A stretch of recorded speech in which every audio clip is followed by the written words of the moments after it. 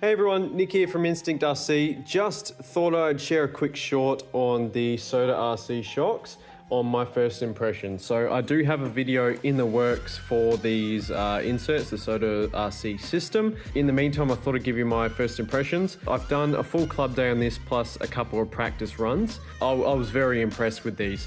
The biggest thing that I found with these on the track at Southern Districts Model Car Club, it's a high grip oil clay, especially after jumps and big jumps, hard landings, things like that. That was the biggest difference. The car just felt more settled after the jumps, and especially after flat landing and, you know, bottoming out the chassis on the ground.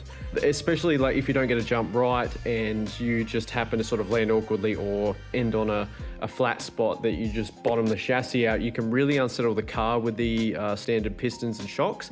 With these, I just found that it was so much more settled. Like 9 times out of 10, it would not unsettle the car, or it would only unsettle a minor amount. Whereas if I was landing with the stock pistons and shocks, often I would, if you landed flat or landed awkwardly, the car would sort of over rotate. It would take a couple seconds to settle. You'd often have to come off the throttle or, you know, put a brake on to get the car straightened up again and then get going again.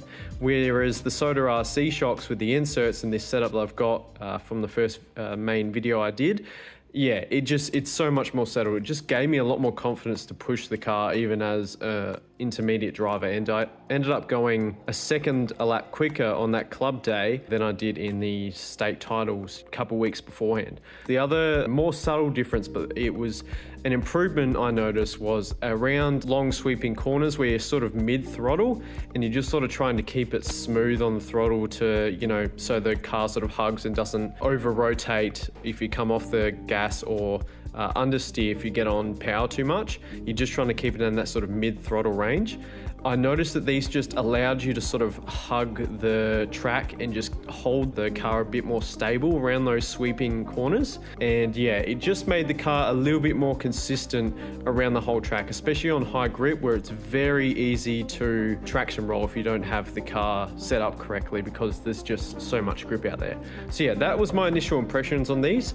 And yeah, I'll have the full video, track video up and all my impressions and things hopefully in the next week or two, depending on how much time I have. But yeah, cheers for watching and stay tuned for more.